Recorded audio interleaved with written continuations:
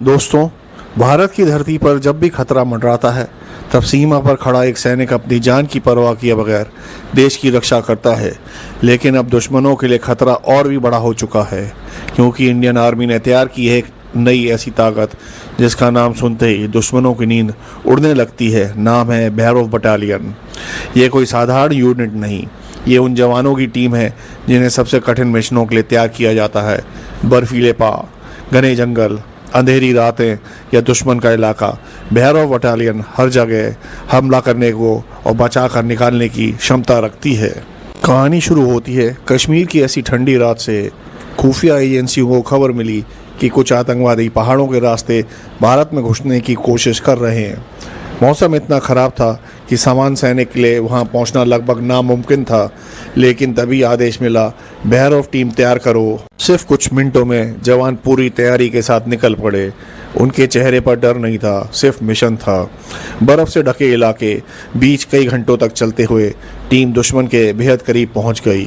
रात के अंधेरे में अचानक गोलियों की आवाज़ गूंजने लगी।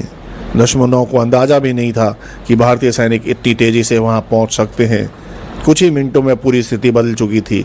आतंकियों की घुसपैठी नाकाम कर दी गई।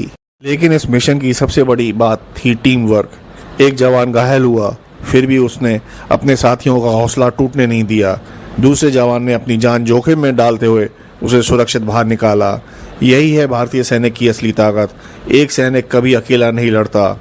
आज भैरव बटालियन आधुनिक हथियारों, ड्रोन टेक्नोलॉजी और हाई स्पीड ऑपरेशंस के लिए जानी जाती है।